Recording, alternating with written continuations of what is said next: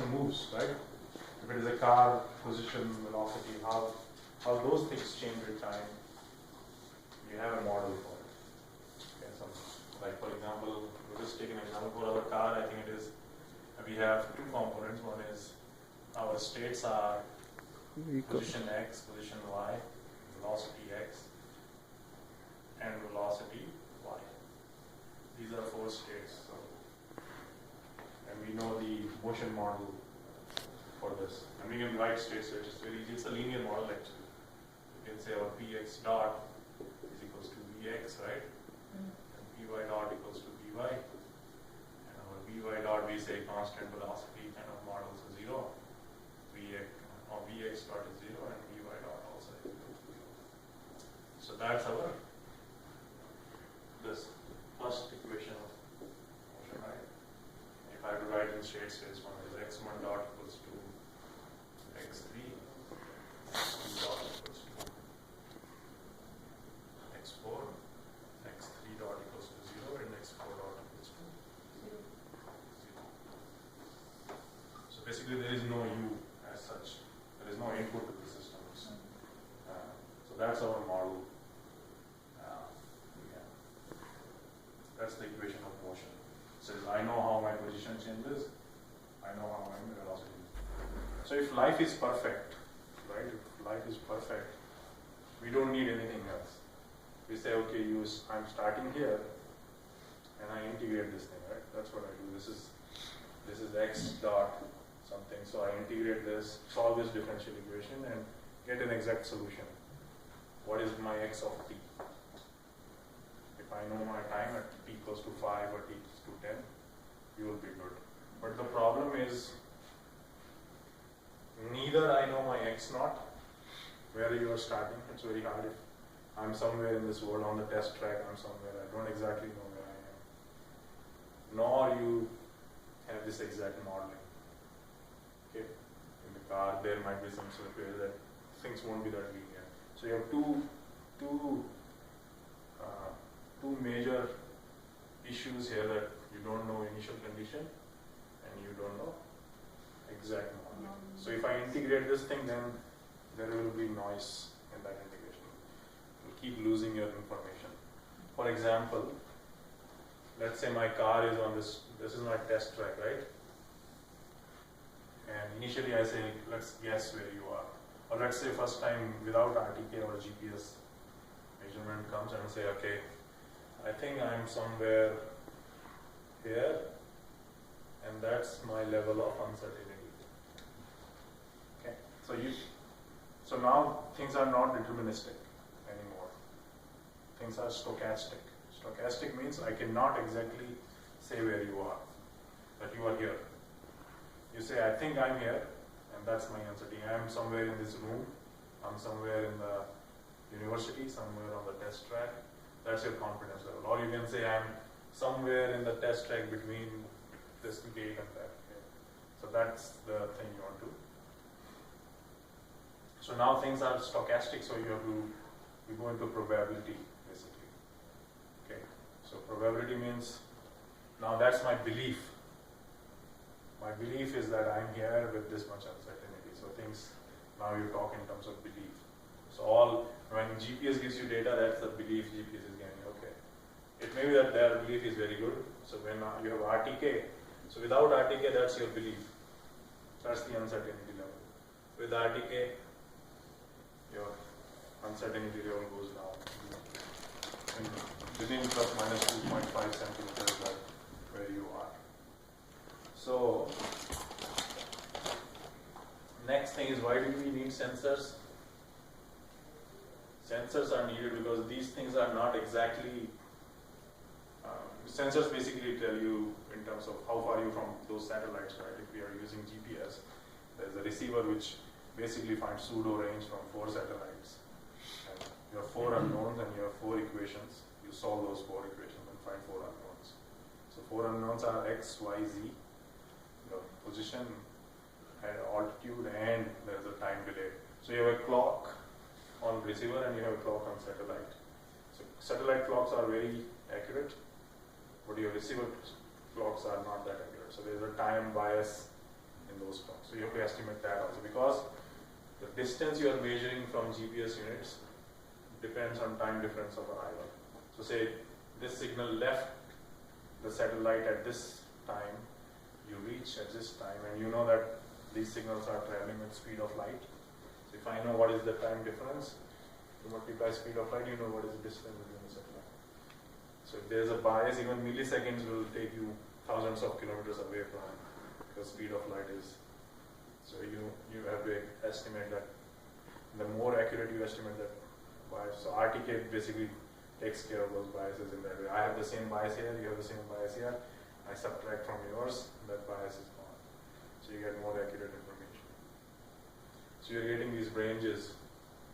But ranges are not giving you directly they are not giving you the position and velocity, right? It's saying I'm 200 meters away from that satellite.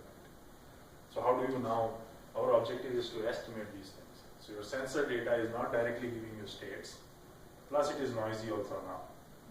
Okay, so when I say my satellite is 200 meters, the accuracy can be 10 meters, 20 meters within that range.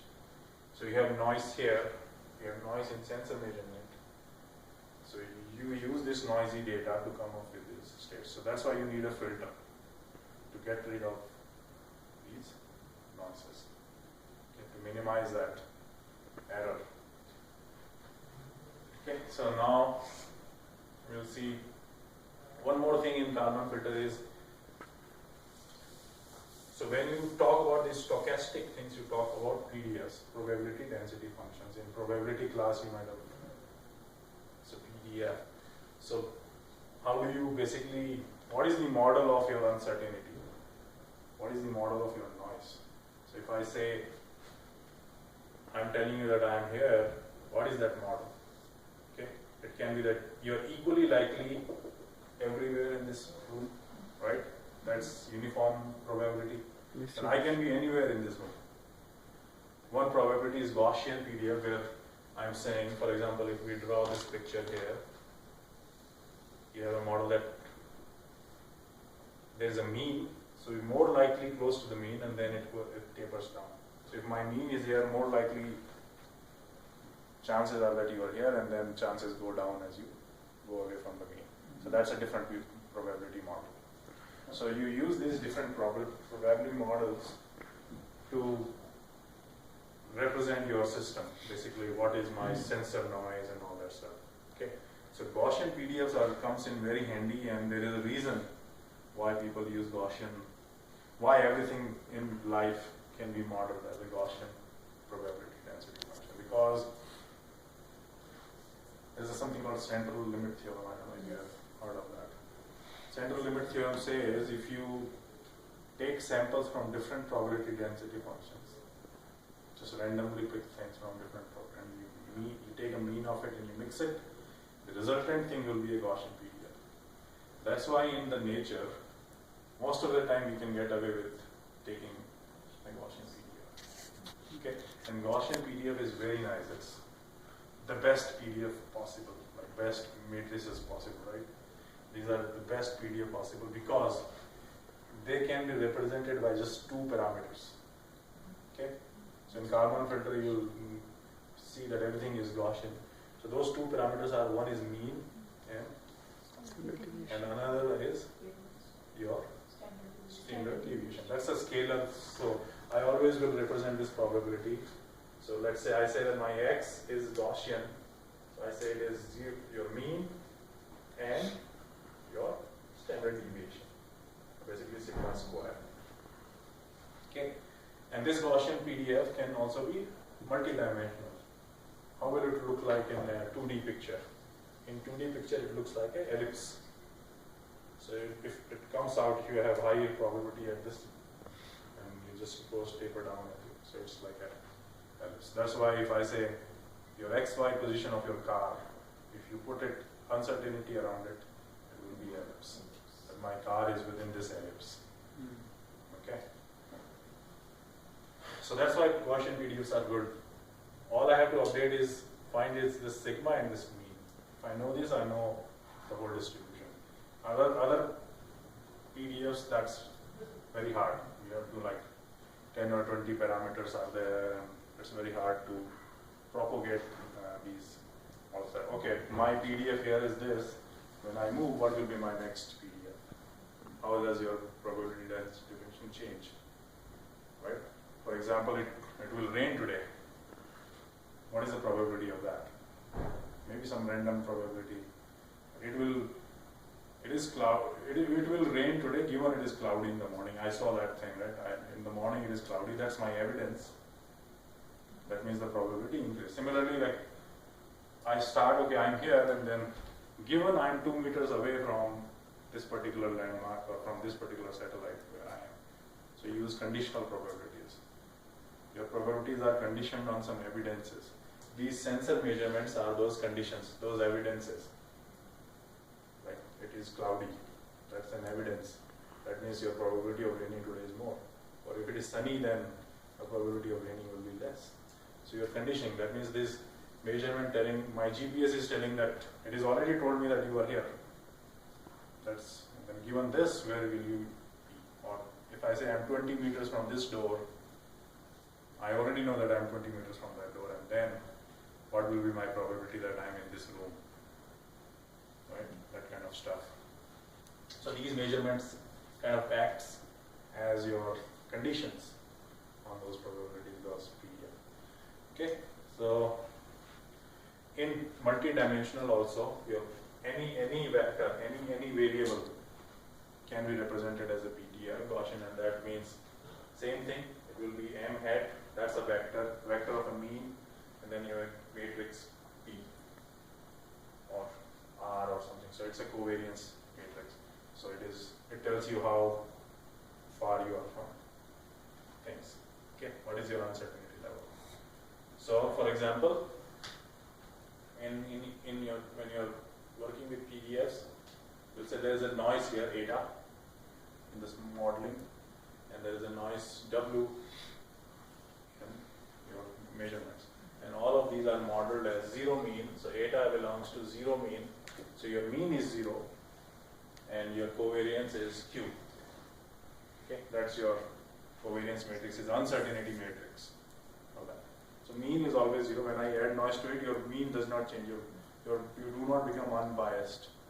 You still revolve around that origin, but the level of uncertainty increases. Similarly, this W is your sensor noise, which is 0R.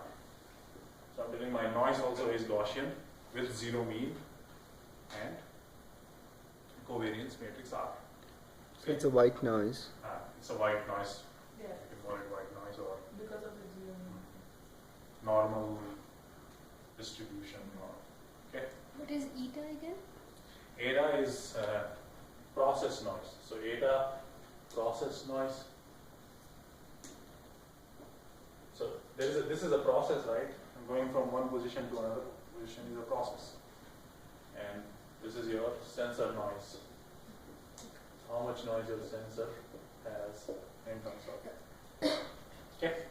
So good thing about Gaussian is, for example, why we use.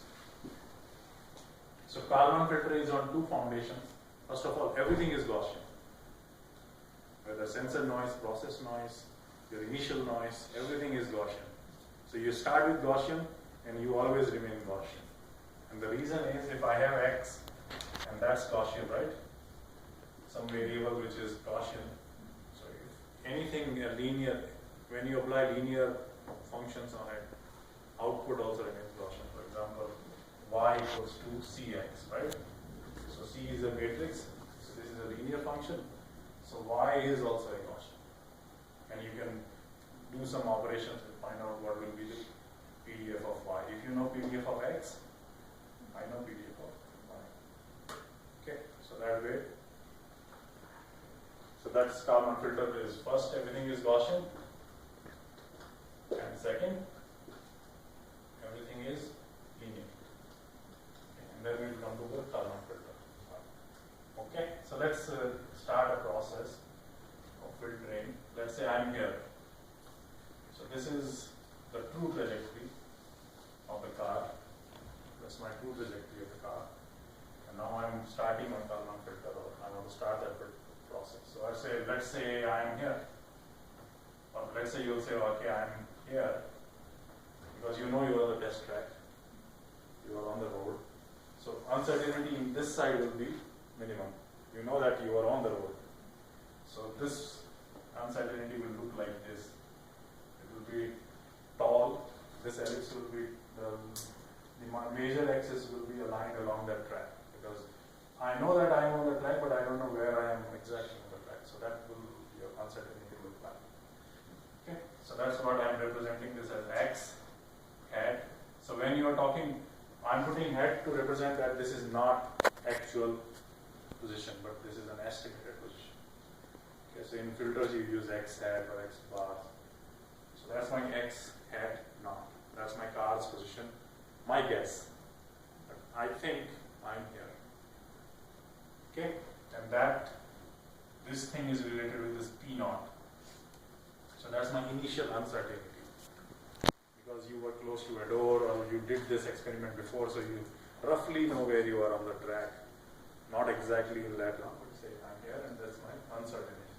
So that's my PDF. As you remember, our PDF is represented by two things. First is mean, second thing is its covariance. So you start with that. Okay, so it is Gaussian estimate. So this x naught is Gaussian because it has a PDF associated with it. Okay. So then you move. Okay, you know what velocity it is from. Let's say you have an IMU on board. Okay, that or your car's CAN bus is telling you what is your velocity. So you know your velocity. You said okay. You move now. So when you move, you update both of these things. So how do I find what will be my x1 here? So I move to x1 hat and p1. Now I have to compute what is my, so and that will be again I'm on the road, maybe this will be bigger now. Okay. When you move you lose information because what I'm doing, I'm just using this model to integrate. Right now I don't have any sensors. All I'm doing is integrating this thing, right? So that's my x dot equals to ax, right? Simple, I can write that an a is but basically 0, 0, 1, 0, 0, 0, 0, 0, 1, 0, 0, 0, 0, right? X dot equals to ax is the model. Okay, so if I have to integrate it, if I have just write, I think it will be x1 equals to x0. That's my previous position plus some sampling time, whatever that sampling time is. Let's say that is t0 here, and that is t0 plus ts. That's your t1. Okay, so t1 minus t0 is your sampling time. So I integrate that thing. I multiply this x dot basically ax to this. Right? That's my x0 here. So I get my x1 position now. Right? So this was the model I knew. If my velocity is this, that means I know my Vx and Vy, and I just integrate it and get my x1 position. That's my x1 position, x1 hat basically, and my covariance P1. Okay? So we'll tell you like there is a fun way. Covariance also you can find. So those equations. So that's your x1, and your covariance is basically I think P equals to P1 equals to A into P0 into A transpose plus Q. So what is happening here? When I move, that covariance update is because of my motion, and then because I know that there is noise here. So you add that Q here. So you see your P1 will be greater than P0, right? The P1 is greater than P0. That's why this was smaller, and when I moved, that became bigger. Right? So that's the case. Now let's say I got a GPS measurement from our RTK. I have a question. Yeah. How do we get the first term A P naught A transpose? Which one? Of P1. Oh, this one?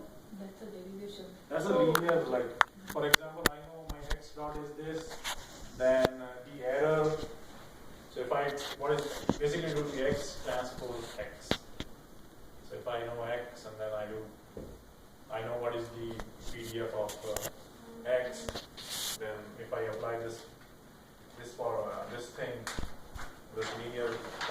that thing. You have to go and check so this is a quadratic function now, right? So if, for example, so what you are asking is if I have y equals to cx, right? So if I know that x is x hat and p, or let's say p, what will be the, so mean is pretty simple. My y hat will be simply cx hat, no problem, that's linear function. What will be my covariance for this thing? So that comes, that is, I think y transpose. So you have to take error because now errors are all squared errors, okay? And then you have to apply that. That is basically c x into x transpose c, right? And you take an s. What is the covariance for x transpose? P here. So that becomes cp of this transpose. So cp c transpose.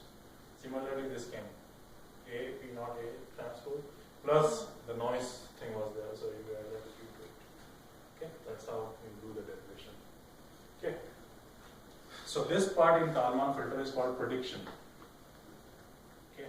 So you're predicting. So I got a measurement here at T1, a GPS measurement from our RTK unit. But currently in the filter I am at T0. So you use your motion model to come here. You integrate up to that time, and you till the time you have the measurement at that time stand. So let's say I'm at t equals to 0.2 right now. I know my what is position and my current estimate, and then measurement came at t equals to 0.5. So I'm at 0.2, measurement came at 0.5. So the difference is what, 0.3 seconds. So I integrate for 0.3 seconds. Whatever current inputs are there, I integrate that and I reach at 0.5. So I say this is my predicted estimate at t equals to 0.5. That's what happened. This is the predicted PDF of your car's position at that T1 position. And then you take a measurement. So that's the prediction step. So when you get a measurement, you reach up to that point. Okay? You start whatever current position you are, you reach up to that point. And then, so that's the prediction step. You reach up to that point. A is the Jacobian? Yeah. A, right now it's linear. There is no A is Jacobian. that matrix, Right. Okay. So right now we are saying it's a linear system. Okay. So A is that. Okay. So that's the prediction method. Now you do an update because you want to use your measurement to correct this thing.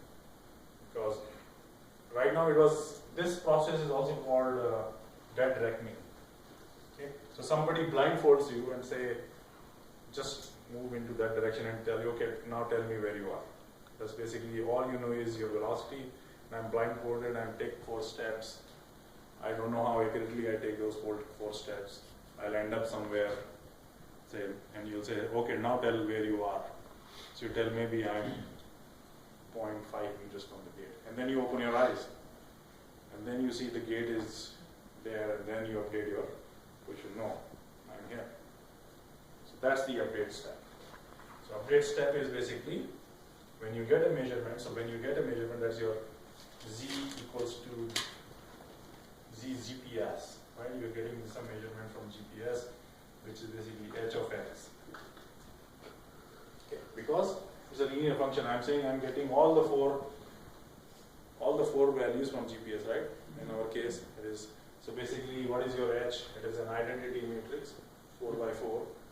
So 1 0 0 0 0 1 0 0 0 0 0 0 1 0 0 0. That's your h. That's your my y GPS, and your x is basically bx, by, bx, by, right? So I got this GPS measurement. Now I want to use this measurement to correct my x1 hat. Okay, so that's the hat and p1. Okay, so that's my update step in Kalman filter, and for that I have to first find Kalman gain k. Okay, because what I am doing here is So I'm saying my x1 hat equals to x1 hat, which is, I will put a bar on it because that's my predicted step, just to differentiate between predicted and updated value. So that's my predicted value. That's where I think I am using my motion model. And then you multiply this Kalman gain k to it and say what is your y GPS or g GPS minus h of x 1 hat bar. So what is this step here? So this is the only insanity check we have here. We think that this is the insanity check, that you are 2 meters away from that gate or from that particular angle or from that satellite. That's where you think you are. You put that into your measurement model, you get an estimated measurement now. And these two values, if you are close, this error should be minimum, right? So this is my estimated measurement, this is my actual measurement. So if x1 bar was actually close to true value, this will be very close to 0 value, right? So that means my x1 hat equals to x1 bar. There is no update happening actually. But what it does, this step is basically like your PID control, right? You push your system towards the virtual target. You find how far you are from the virtual target, and you multiply it with a gain, and then that gain pushes the system towards the virtual target. This is exactly the same thing happening here. I have my estimated value. I have my estimated measurement. I have my actual measurement. I want to update this as that my estimated measurements next time moves towards the actual measurement. so That's if your y hat is equal to age x hat, this age is basically the c, like yeah, C. H. Okay. That's measurement. Yeah. So I know that's the relationship. This is my value where I think I am. That will give you, okay, my measurement. I'm 3 meters away. Actual measurement is coming 4 meters. I'm 3 meters. So the difference 1 will be added as a correction to your prediction step. Similarly, so the gain k is an optimal gain k which minimizes this error. An optimal, so like you have LQR, right? LQR gives you an optimal gain k.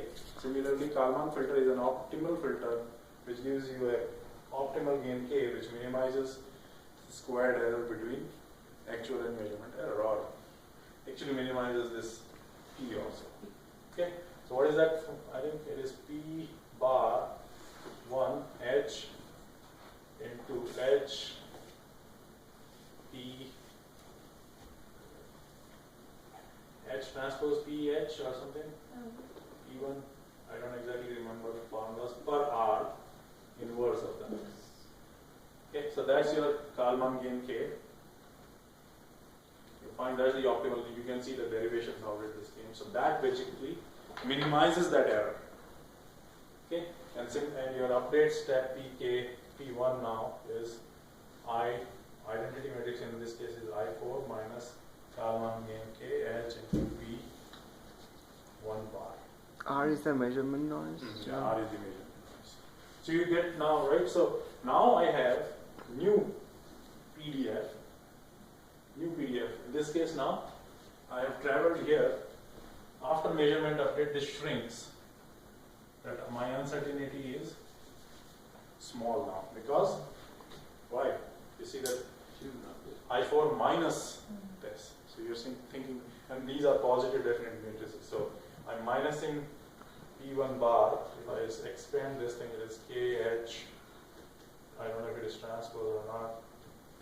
P1 bar. You're subtracting something from the original uncertainty because of your measurements. So it shrinks. So that's there. And then you move to the next point. Your measurement comes here. Then you predict till here. You do update. Again, your measurement comes here. You predict till here. You do an update. Predict, update, predict, update, predict. That's the Kalman filter we are doing. Now, what is the difference? So this is a Kalman filter. This is not extended Kalman filter. Okay. Kalman filter to extended Kalman filter is basically going from non-linear system to linear by linearizing. Okay. So this A matrix and H matrix here, so you have this A matrix and this H matrix here, they are linearized version of this nonlinear system. So At that A equilibrium matrix point. is del F by del X at that X, whatever that K bar, if I put K here, or K, the previous, whatever my current estimated, I linearize my system at that point. So that's A, and your H matrix is also Jacobian of this, that's del H by del X at X K bar. So when I reach here, after prediction, I compute a Jacobian after prediction. These things are important when you find Jacobians, what values you put. So other than that, it's exactly like Kalman. And of course, there will be some changes, and this will be same. You find this prediction step instead of, I think it's same. Instead of F,